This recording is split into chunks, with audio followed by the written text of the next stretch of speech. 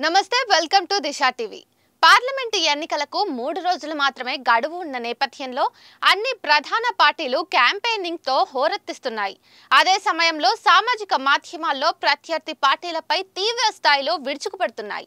తాజాగా టీ కాంగ్రెస్ ప్రధాని మోడీకి తెలంగాణ ప్రజల ప్రశ్నలు ఇవే అంటూ సంచలన ట్వీట్ చేసింది. అవేంటో ఇప్పుడు చూద్దాం. కాజీపేటలో రైల్ కోచ్ ఫ్యాక్టరీ ఎక్కడుంది? బయ్యారం ఉక్కు కర్మాగారం మరియు ఐటీఐఆర్ విషయంలో ప్రధానమంత్రి ఎందుకు విఫలమయ్యారు? జనాభా గణన లేదా కుల గణన చేయలేనప్పుడు మాదిగ ఉపకోటా కోసం ప్రధానమంత్రి వాగ్దానం కేవలం అబద్ధం మాత్రమేనా? ఈ ప్రశ్నలే కాకుండా మోడీ చెప్పిన అబద్ధాల చిట్టా అంటూ కొన్ని అబద్ధాల హామీలను కూడా వారు పేర్కొన్నారు. అవేంటో ఇప్పుడు చూద్దాం.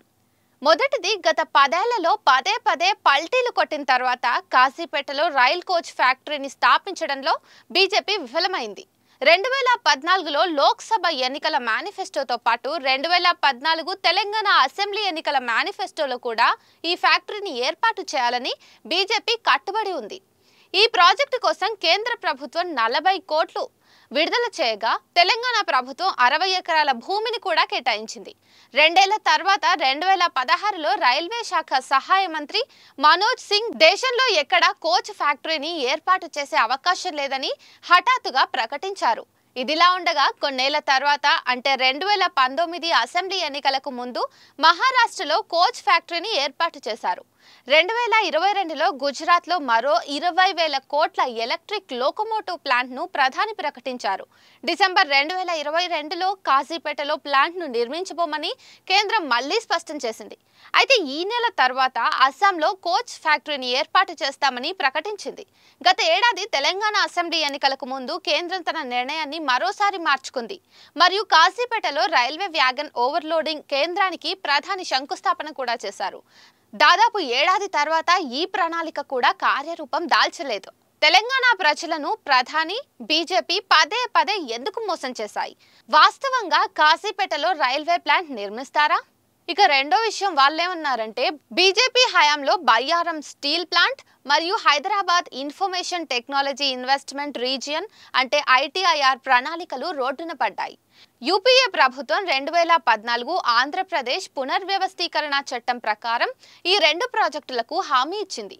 2 ప్రాజెక్టులు తెలంగాణకు లక్షల కోట్ల పెట్టుబడులను ఆకర్షించి రాష్ట్ర యువతకు వేలాది అవకాశాలను సృష్టించాయి. ఐటీఐఆర్ ఒక్కటే 2.19 లక్షల కోట్ల పెట్టుబడులను ఆకర్షిస్తుందని, 15 లక్షల మందికి ప్రత్యక్ష ఉపాధిని కల్పిస్తుందని అంచనా. అయినప్పటికీ ఈ ప్రాజెక్టులను తుడిచిపెట్టడానికి బీజేపీ వెనుకాడలేదు.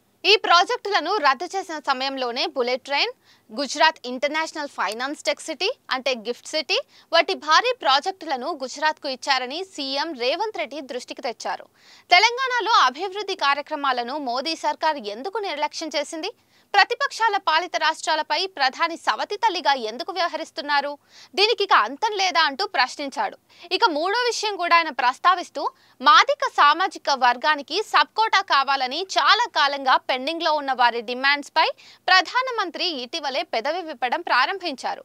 అయినప్పటికీ అతను వాగ్దానం చేయగలిగినది డిమాండ్ను పరిశీలించడానికి ప్యానెల్ అని వాగ్దానం చేయగలిగాడు.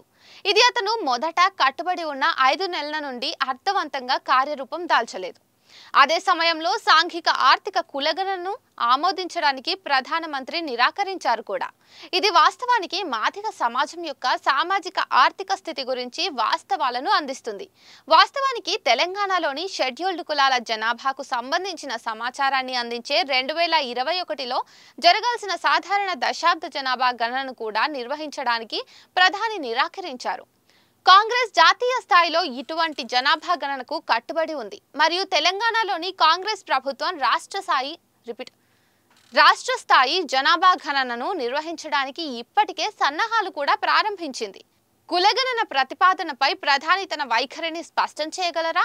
లేని పక్షంలో మాదిగ సామాజిక వర్గానికి ఉపకోటాలను ఎలా ప్రారంభించాలని ఆయన యోచిస్తున్నారు వంటి ప్రశ్నలను తెలంగాణ కాంగ్రెస్ భారతీయ జనతా పార్టీకి ప్రధాని మోడీ మీదకు సంధించింది.